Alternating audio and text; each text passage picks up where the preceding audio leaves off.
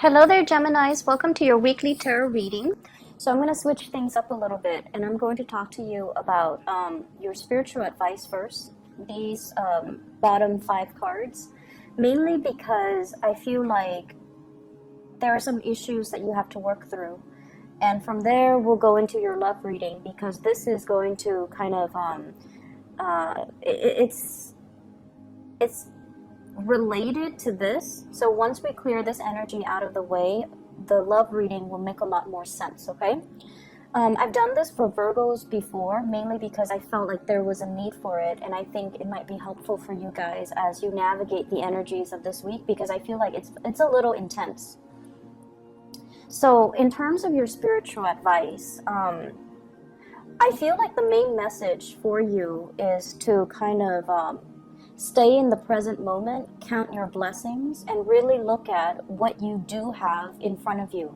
So rather than scanning the horizon for new opportunities, for escapism, for things that you wish, could be there, could come in, for things that you long for, rather than doing that, scanning the horizon and never being completely 100% content, count your blessings, live in the moment, and take stock of what you have, especially the people that are around you, especially the people that are working towards building something with you, and the people that are reliable and have always been consistent in their effort and consistent in their ability to be there for you when you need them.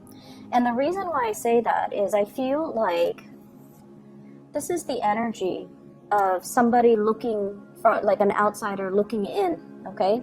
Looking in at a situation, possibly wanting what you have, wanting your position, wanting the love and the guidance and the blessings. So somebody is looking in on you, possibly like, checking on you. I'm seeing like checking on social media and things like that, okay?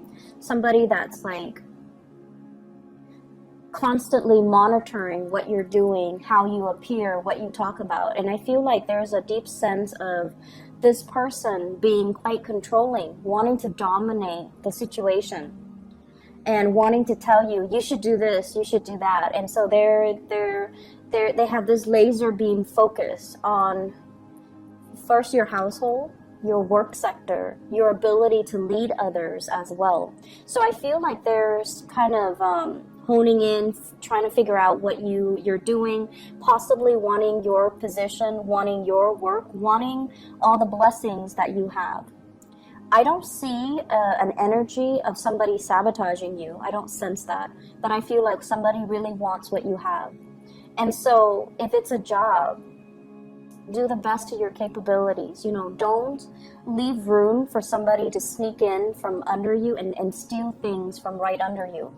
If it's a relationship as well, nurture your marriage, nurture your family, nurture your relationship, and embody this energy of the Emperor, trying to do the right thing, trying to follow that voice of reason, that voice of rationality, and taking a stance, okay? So being very firm in what you believe in. So if it's a work situation, if somebody is doing something that you don't like, you can't be passive aggressive. You need to really speak up. So I feel like there is some passive aggressiveness. And I feel like, if somebody does something that we don't like, we need to hold them accountable for the way that they treat us, for the way that they behave. Rather than just saying, I'm going to avoid that person, right? Like the problem doesn't go away if you avoid it. And then if you kind of seethe in anger over something that they did, but you never address it with them, then you can't really be angry at them for the things that they do, because they're not really aware of the impact of these actions on you. So it's up to you to really, defend your territory, stand your ground, and not have to, cower because of conflict, or cower away from conflict because you're conflict avoidant. So I feel like this is a good week for you to be very firm with how you are expressing yourself, and be less mutable, be a little bit more forthright in your expectations for other people. If you are in a leadership position, a lot of people look up to you. We have here the Three of Pentacles, wanting to build things with you, coming to you to consult you, and coming to you for your guidance and your clarity and your expertise. And a lot of you guys, you're very, very good as troubleshooters. You think really fast on your feet. You know a lot of things about a lot of things, and you know how to make problems go away for other people because you have a knack for problem solving, and you actually enjoy it. So I feel like a lot of people will be coming to you for opportunities for consultation, for advice, for clarity. And I see younger people as well, and I also see like older. So I see like not a you know, like a wide spectrum when it comes to age, but I feel like people who are very, very young, and then people who are a lot older than you. And the ones that are older than you, honestly, they're pushing your buttons, because I feel like for many of you in positions of power, you might be very, very young, and they're looking at you kind of skeptically. They feel as if you haven't really earned your stripes. You haven't had the years of experience under your belt, but nonetheless, you're very good at what you do. And so they come to you kind of like with a challenging stance, and they're coming to you in a very antagonistic way. So these are like the older folks. And I feel a lot of it has to do with their own, you know, insecurities, their own issues that they're projecting on you.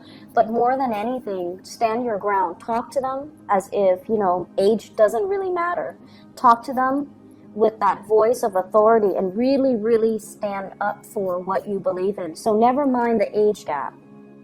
Just be very clear when you communicate, and be very firm when it comes to what you expect from other people, okay? So age does not matter. It should not matter when you're trying to lead others. So I feel like in the home environment, it's the same type of energy, where some people feel like they're older than you. They have more knowledge, more wisdom, more insights, and that's not always the case, okay? Our worldview is determined by our life experiences. And so I already see like clashes when it comes to generational gaps. You know, how do we raise the kids? What religion should we teach them? You know, like how do we get a situation sorted out when there are too many people involved? So for example, if it's a marriage and the in-laws are involved and everyone is putting in their 2 cents when the marriage is between you and the partner and the children. So I feel like there are a lot of people meddling in your affairs because they're overstepping their boundaries. I mean, they mean well, but they're overstepping their boundaries, and they're giving you advice that's not really appropriate for you. So this is a good week overall for you to seek advice from a person who is in a position of authority. So for example, if you have, you know, if you need financial advice, consult a financial advisor. Don't talk to, you know, your cousin Joe, who's had like 3 bankruptcies, right? And then if you need marital relationship advice, consult a therapist, see a marriage counselor. Don't talk to your mom and dad who might have a very tenuous relationship with one another.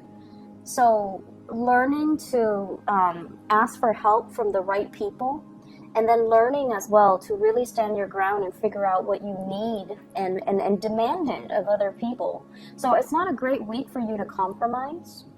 It's a great week for you to assert your authority and assert, you know, be a little bit more fixed, be a little bit more, I want to say, and no offense to anyone watching this, be less of a Gemini, less of a Libra, and be a little bit more fixed like an Aquarius. Because I feel like, you know, there are things that you cannot compromise on. And if the things are values related, it is really, really important for you to stand your ground, okay? So that's going to allow me to segue into the love relationship sector. because I feel like there's conflict coming into the picture. So the first thing I have here is the Three of Swords. The Three of Swords is a situation where a lot of words have been said. A lot of things have been out in the open that we can't really take back. A lot of, it's like too many things have happened. Too much has been said. Where do we go from here? But I feel like this process of unearthing these things that are problematic, that we have swept under the rug, or that we have ignored, or, you know, that we've never addressed with the other person, these things are meant to come out. These things are meant to come out into the open so that we can deal with them. Because, you know, the more we love somebody, the more they're gonna push our buttons, right? And the more time we spend with someone, the more good times and bad times start to build up. And so I feel like if things are not addressed, this is the week where they implode. This is the week where we talk about, I did all of this, what did you do? And then the other person is like, well, I did all of that too, what did you do? So it's like keeping scores of that internal side of you where, you know, as the twins, I feel like you want your partner to be like you. You want your partner to intuitively understand you. And you feel like if it's my soulmate, if it's somebody I'm meant to be with, they should understand me without me talking. Well, it doesn't really make sense. No one can intuitively and empathically sense what you need. And even then, you know, they're probably going to be picking things up like 75% of the time, rather than every single time. So it's really important for you to talk and communicate and not let things build up to this point, okay? And this is a really great battle, I feel like, between a relationship partner. And the reason I say that is we have here the Queen of Swords and the King of Swords. So air energy, a lot of communication, not a lot of feelings, not a lot of emotions. And so no one is really speaking from the heart.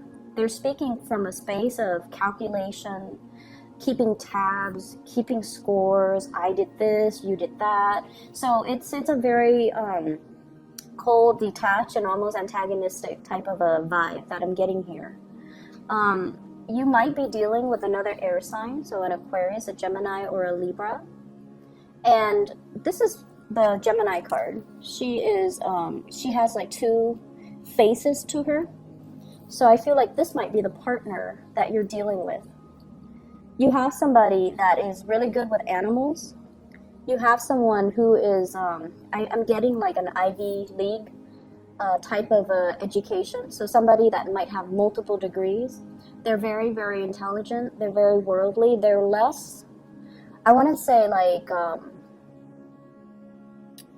they're not like materialistic. So, you know, money doesn't really mean a lot to them. They care about higher ideals, higher values. They might also be like a social entrepreneur, a philanthropist. They want to fight a good fight. They want people to be well fed and happy. So you've got somebody who is like, it's an air sign, but I feel like they're a little bit more idealistic. Okay, so whereas for you, your sword is planted firmly on the ground, you're resting on it. So I feel like this denotes that, you know, you care about security, you care about having a good job, staying at a good job, building up your reputation, building up, you know, getting significant pay increases every year. So you care about these security things. But these security things are not really innately important for a typical Gemini. And over time, these things that you build up, because it's secure, because you believe, that's what you're meant to do. I feel like it's keeping you stuck, and it's not really allowing you to live out your dream. It's not allowing you to be flexible and mobile and, you know, really living a life that is authentically you rather than security based. And so you're coming across another person who is like a little bit more, it's like this is a twin energy. This is a really significant relationship where somebody is showing you a different side of themselves. So you can tell, you know, just the vibe, this person's a lot more relaxed and this person is very, very tense. This person, you know, they dress well, but it doesn't mean that they care about the material things. I feel like they're a world traveler. They collect objects and clothing and, you know, habits and languages from all different parts of the world. And I feel like, you know, they have this sense of exoticism about them, and you're naturally very drawn to them. You might be a little bit envious of their idealism. You might be envious of the way, the carefree, quote unquote, carefree life that they lead. And they don't seem like they're plagued with worries. They don't seem like they're torn and conflicted. And they don't seem like they have a lot of drama or a lot of problems in their lives, because they're just, you know, carefree and free-spirited and mobile. And so there are ideological clashes between you and this person when it comes to, you know, stability, relationships. There's mutual fascination here that I'm sensing, but you two value very, very different things. And this is somebody that I feel, if you are this person, you might have a lot of earth in you. If you are this person, you might have a lot of water in you, or fire, where, you know, you're philanthropic and you're kind of like a free spirit. And I feel like, you know, it's a situation where there might have been arguments, but there is a reconciliation, okay? So for those in relationship, you know, significant relationship or marriages, if there has been issues, there is an apology coming into the picture here with the Knight of Cups, which is like an offering, a peace offering, a peaceful gesture, a gesture to kind of like, let's just, you know, not beat a dead horse. Let's just overcome our ideological differences, and let's just agree to disagree. It doesn't mean that we passive-aggressively sweep things under the rug. It just means that we value each other enough to respect each other's differences and move away from it. Okay, so I feel like you're operating from a space where a lot of score, like evening out the score, a lot of keeping score, keeping tabs, a lot of things that might have been swept under the rug are imploding for this week. But they needed to happen to come out into the open so that an apology can take place, so that you can harmonize and come together with another person and, you know, address all of your issues, but in a way where, you know, it's allowing you to be less conflict avoidant, okay? Because conflict is not always bad. It can be bad if we ignore it. It can be bad if we become defensive. And it can be really bad if the other person is just emotionally irrational. But this is the week where you are dealing with a partner, a love interest, that is very, very, very rational. So if they're in the reverse, they might be, you know, very manipulative. They might be like very deceitful, but in the upright position, they're willing to talk things out. They don't shy away from conflict. They know that everyone has their flaws. So, you know, let's talk things out. Let's figure out the solution. So this is somebody who is a fixer. They are solutions oriented. And I feel like there's going to be a major, major victory here with the Six of Wands. Overcoming your troubles, being able to sail on from conflict and heartache and, you know, harsh words and things like that, because you're in a league with somebody that is very much like you, except, you know, they're not conflict avoidant. They kind of charge right in and they're like, okay, what's the matter? Let's talk about this. So they're going to sit down and you're going to need to talk. And you're going to need to face your fears, and you're going to realize in the process of facing your fears that your fears are unfounded, that not every situation where there's a disagreement, it's not going to lead to a fight. It's not going to lead to a space where you are acting, you know, defensively, or the other person will be evasive. There is clear and total understanding and communication that's happening for this week to really help you understand another person and to help you as well learn to address issues and not be passive aggressive and not be conflict avoidant. And you know, you're going to confront a situation head on, and the situation involves another person that is very much like you, in that they want harmony, they want balance, but you know, they understand that harmony and balance needs to happen, or can only happen, when we arrive at a truce. Okay, so you have some beautiful things coming into the picture. If there are issues, conflict, fights, and things like that, I feel like a lot of it has to do with responsibilities in the household. Who's doing what? Who's taking care of what? And you know, that whole process about keeping score. So you might be dealing with a Libra. You might have Libra in your chart, where you're very, very sensitive to imbalances in the relationship. And I asked, you know, what is one of the major conflict that's coming into the picture? And I have here the Queen of Wands, and this is like the fairy godmother. So you might have issues when it comes to taking care of in-laws, or in-laws meddling in the parenting of the children. You might also, I'm sensing this, but not so much, you might have somebody that's interfering in your relationship. Hence, you know, somebody is like on the outside looking in. Okay, so just be very careful about that. All right, so I hope the reading is helpful for you, Gemini. Face your fears. Face your fears. You know, the shadow side of you is the Sagittarius, and Sagittarius, they just charge in and solve problems. So calling upon that side of you, I feel might be helpful for this week. Okay, so I wish you all the best. I'll be back next week. Take care.